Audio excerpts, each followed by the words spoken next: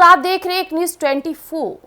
जिस तरह से कांग्रेस नेता आए दिन धर्म और जाति को लेकर के बयानबाजी करते रहते हैं, वो कहीं ना कहीं देश को पीछे ले जाता है और इस सोच को, नकारात्मक सोच को देश में फैलाता है। कुछ ऐसा ही मामला सामने आया है जब प्रधानमंत्री नरेंद्र मोदी इटली में आयोजित G7 शिखर सम्मेलन में अपनी सम्मिलित दिखाए और वहां उनकी मुलाकात कई दिग्गज नेता और कई राजनेताओं से हुआ।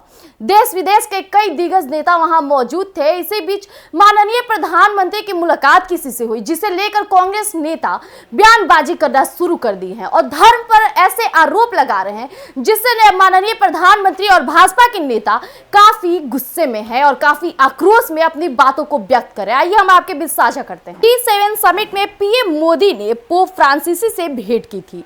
पीएम मोदी और पोप फ्रांसिसी की इस मुलाकात पर कांग्रेस ने तंज कसा था, जिस पर अब उसे सफाई देनी पड़ी है। वहीं केरल कांग्रेस ने पोप और पीएम मोदी की मुलाकात की फोटो पर तंज कसा था, जिसे भाजपा ने ईसाई धर्म का अपमान बताया। वहीं दरअसल केरल कांग्रेस ने पोप और पीएम मोदी की मुलाकात की फोटो पर तंज कसा था। इस पोस्ट में कहा गया था, आखिरकार पोप को भगवान से मिलने का मौका मिल ही गया। कांग्रेस का ये तंज हाल ही में देश में संपन्न हुए लोकसभा चुनाव में पीएम मोदी के एक बयान को लेकर आया था। वहीं कांग्रेस ने इस चीज के लिए माफी भी मांगी। पीएम मोदी ने एक इंटरव्यू में कहा था कि मुझे विश्वास है कि मुझे भगवान ने ही इस धरती पर भेजा है। और कांग्रेस के पोस्ट के बाद भाजपा ने उस पर ईसाई धर्म का अपमान करने का आरोप लगाया, जिसके बाद कांग्रेस ने माफी मांगा और कहा कि धर्म का तिरस्कार करना उसकी परंपरा नहीं है। वहीं कांग्रेस के पोस्ट के बाद भाजपा ने ऐतराज जताते हुए हमला बोला। भाजपा नेता अमित मालवीय ने कहा कि हिंदुओं का मजाक उड़ाने वाली पार्टी अब ईसाइयों का अपमान कर रही है। उन्होंने कहा कि यह तब हो रहा है जब लंबे समय तक कांग्रेस अध्यक्ष रही सोनिया गांधी खुद कैथोलिक है। वहीं भाजपा नेता के कुरियन एनिल एंटनी और जॉर्ज कुरियन ने भी कांग्रेस को फटकार लगाई। वहीं केरल कांग्रेस ने इसके बाद अगले पोस्ट में लिखा, सारा देश जानता है कि कांग्रेस पार्टी कभी किसी धर्म, धार्मिक समुदाय, धार्मिक पुजारियों का अपमान नहीं करती है।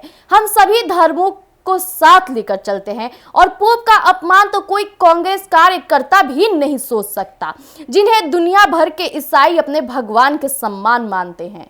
हालांकि कांग्रेस को नरेंद्र मोदी का मजाक बनाने में कोई गुरेज नहीं है, जो खुद को भगवान कहते हैं। यदि मोदी और उनके साथियों को ईसाई लोगों से सच में प्रेम है तो वो मणिपुर में चर्च को जलाए जाने पर भी बोले और उन लोगों से माफी मांगे। यदि हमारे पोस्ट से किसी को चोट पहुंची है तो हम माफी मांगते हैं। जैसा कि अभी आपने सुना कि किस तरह से कांग्रेस के नेता ने माननीय प्रधानमंत्री और पोप फ्रांसिसी के फोटो को लेकर के सवाल खड़े किए थे। इसी बीच उन्हें माफी भी मांगना पड़ा और उन्होंने कांग्रेस नेता जो थे वो ये कह रहे हैं कि हम तो कभी किसी धर्म समुदाय का मजाक बनाते ही नहीं हैं।